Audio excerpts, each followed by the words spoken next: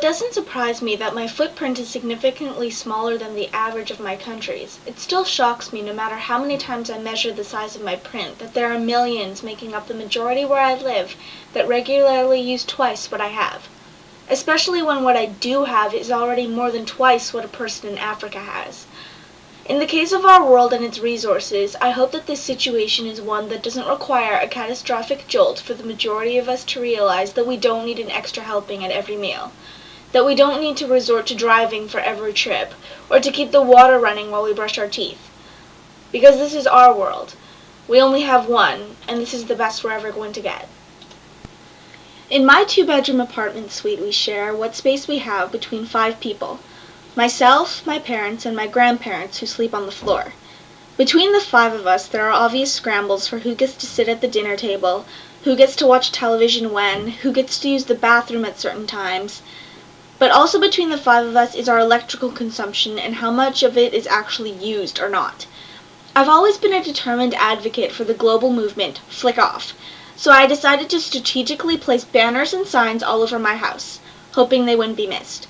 And also by informing my parents to kindly flick off, in the hopes that the lights in our house would be used for small amounts of time and turned off when not in use. The days of action following my 3 days of observation were filled with me taking inspections every hour around my house, flicking off unnecessary lights out of the 11 that are used in my apartment. These were the results. I'm getting incredibly wearisome of these inspections and the monotony to them. My parents seem to ridicule and scowl at my efforts of trying to save energy instead of applauding them. Though they were nice enough to switch from the old inefficient incandescent light bulbs to the newer fluorescent ones, which really do make a difference. On the eyes at least.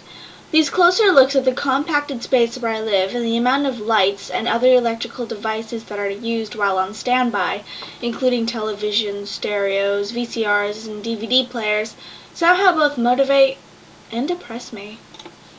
Captain's Diary, Day 2. A little bit better today, marginally maybe, but it's some kind of progress.